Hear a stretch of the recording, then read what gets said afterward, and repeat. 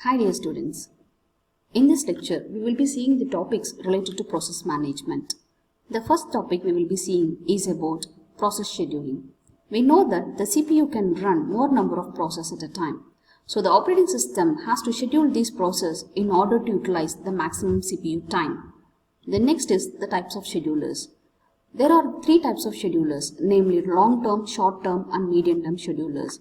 In order to schedule the process, these schedulers are used to allocate the particular process towards the system. The next is about context switch. So the process takes various states. So in each time, the process will be switching from one state to the other state. So the context switch helps in switching the process from one state to other state and resume back towards execution and completion of the process. Let's move on to the lecture. Process scheduling. Why a process need to be scheduled? Yes, let us understand the process scheduling by two simple concepts. The first thing is that about the single processor CPU.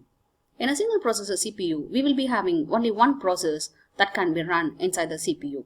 If more number of process is arriving and it has to wait until the CPUs get free, otherwise the process cannot be run inside the CPU.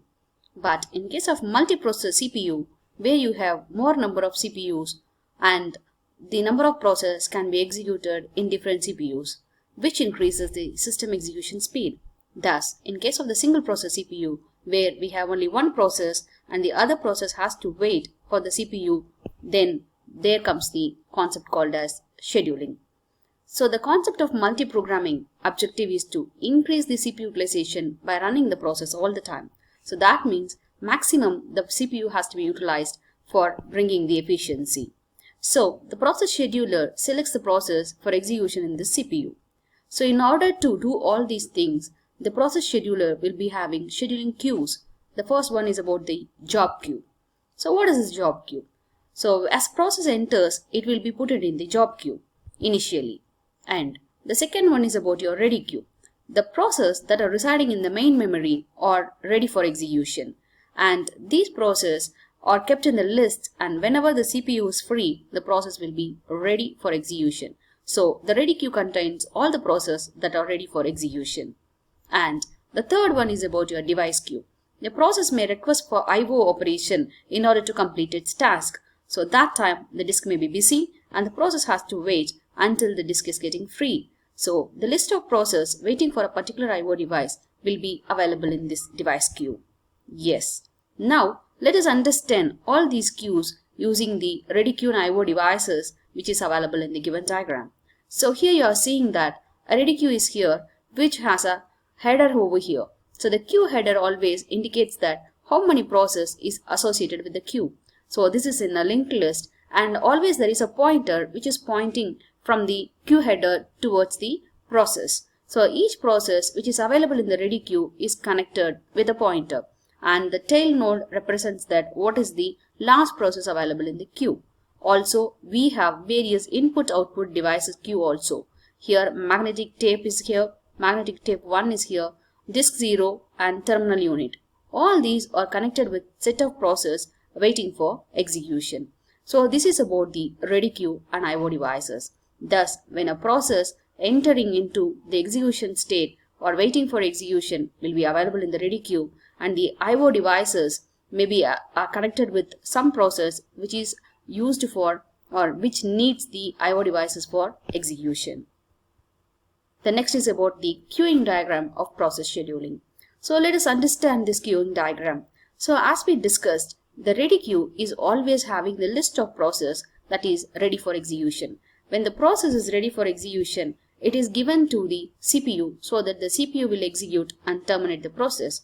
During that time, when a process is requesting an I/O request, what happens is that based on the request, it will be put in the I/O queue, and the I/O devices will be allocated to the process when the devices are getting free, and then it will be going back to the ready queue again for the execution completion. Otherwise, in some time, when the process is working on some priority basis, that time the time slice may be given as 5 seconds for each processor, considered like that, so that after that 5 seconds, the time slice will be getting expired and the process will once again go back to the ready queue. So in those cases, we say that the time slice of the process is defined by the scheduler in order to give priority to all the process in an equal time. The next one, here you are seeing that fork a child. So this means that a process can create a child process for execution.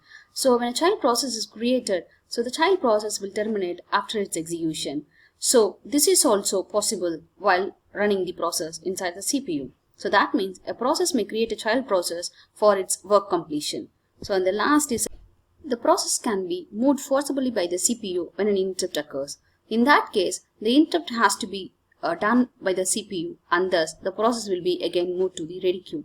So in all these cases, we can understand in a nutshell that the ready queue will be having the process which is ready for execution, and during the CPU executing the process may enter into the IO queue, or it may be having this time slice so that it will be once again moved towards the ready queue after the time expires. And a process may create a child process and an interrupt may occur. So in all these cases, the process will again and again move to the ready queue, and once the process is completely executing its task, then the termination process will happen. That's all about the queuing diagram of process scheduling. Schedulers. What are schedulers? Schedulers are special system software in the operating system. So this is used to help the operating system for scheduling the process in various ways. It is used to select the jobs to be submitted to the system, and the schedulers will decide which process to run in the system. And there are three types of schedulers: long-term or job scheduler, short-term or CPU scheduler, medium-term scheduler. This long-term scheduler is used to select the process from the pool of jobs and loads into memory, and this is used much less frequently compared to the other schedulers. And this maintains the degree of multiprogramming, and it will be invoked only when process leaves the system. This is the primary objective of the long-term scheduler is to provide a balanced mix of jobs. That means IO bound and CPU bound. So IO bound is a set of IO processes alone, and CPU bound is set of computations which always depends on the CPU. So if this process is always using the IO bound, the CPU based activities will not be happening at all. And if the process is always depending upon CPU bound, the IO based activities will not be happening at all. So that means that particular scheduler will not be taken much role for execution. In order to make this, the long-term scheduler will be having the objective that it has to select a balanced mix of jobs in order to maintain the CPU bound and IO bound together in the execution. Short-term scheduler or CPU scheduler selects the process that are ready to execute and allocates the CPU. And this is used frequently compared to the long-term scheduler and medium-term scheduler. For example, you consider that the short-term scheduler is executing at least once in every 100 milliseconds. Suppose it is taking 10 milliseconds extra for deciding a task. That 10 milliseconds along with the 100 milliseconds of general execution will be wasting 9% of the CPU time. The short-term scheduler uses dispatchers. So the dispatchers decides which process to execute next, and the short-term scheduler works faster than the long-term scheduler. The medium-term scheduler is used to remove a process from the system. So it reduces the degree of multiprogramming. It reintroduces the process into the memory where it leaves the system through the concept called as swapping. It is a very important process in the medium-term scheduler to select the process mix. So let us understand this with this diagram. So we have the ready queue. Normally all the process which is ready for execution will be available in the ready queue, which is given to the CPU, and the CPU executes the process and terminates. If the process is in requirement of an IO event or an IO devices, that will be go to the IO waiting queue, and after execution of that IO event, it will be go back into the ready queue. In between this, the medium-term scheduler will be using the concept of swapping here. So during the execution of the process, sometimes they are forcibly removed from the CPU, swapped out, and the partially executed swapped out process will be available in the memory. Again, the medium-term scheduler will select those processes from the memory and swap inside the ready queue. So in this way, the medium-term scheduler will help the system to choose the mix of process running on the CPU system in order to reduce the degree of multiprogramming. So this is about medium-term scheduler. Context switch. What is context switch? When an interrupt is occurring in the system, the context switch will save the current running process in the CPU. So this will suspend the process and resume the process when the interprocessing is done. Let us recall the process state. So while seeing the process state, we have understood that when an interrupt is occurring, the process will be moved from running state to the ready state. And when the interprocessing is getting over, from ready state, the process will be moved to the running state using the scheduler. So during that time, the system will be saving the current process which is running in the system and save that information inside the PCB. And this PCB again will be reloaded or restored back when the interrupt is getting over.